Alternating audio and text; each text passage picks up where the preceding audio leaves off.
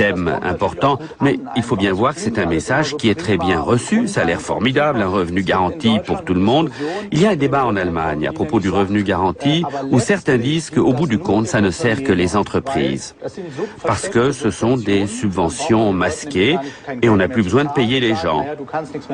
On dit à l'intéressé, tu ne sais pas faire grand-chose, je te propose un boulot à 1,40 € de l'heure, tu as ton revenu garanti, ça te permet de te payer une glace ce soir. Autrement dit, le revenu garanti n'est pas la panacée.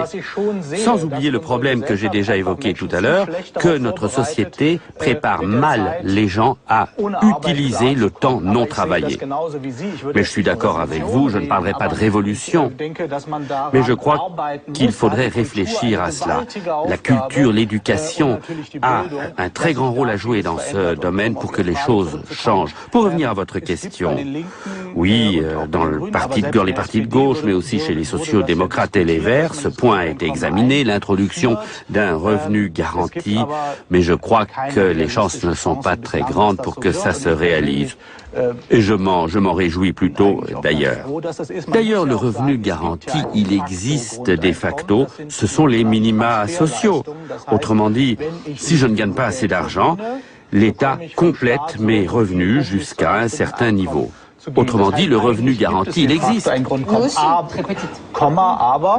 Alors ça veut dire quoi, petit revenu? Vous savez, quand on parle de la mondialisation, passez donc une journée dans le désert et regardez quel est le sort des gens qui sont là-bas. Ça veut dire quoi, petit? Nous sommes extraordinairement bien lotis. Il faut toujours relativiser les choses. Mais le point important à propos du revenu garanti, je l'ai oublié. C'est pas grave. Ça va vous revenir. 3 d'actualité.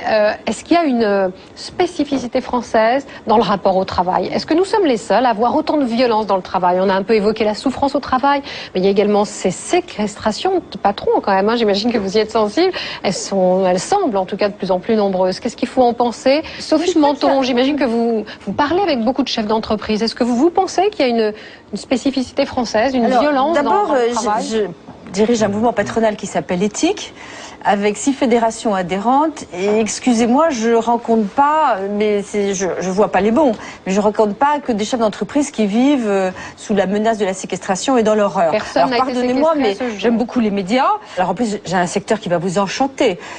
Maintenant, je ne l'ai plus, et j'ai délocalisé. En Tunisie, j'en suis très fière, et j'avais des centres d'appel. J'étais la première à monter des centres d'appel en France. Donc c'est ce fameux métier atroce dont vous parlez. Franchement, la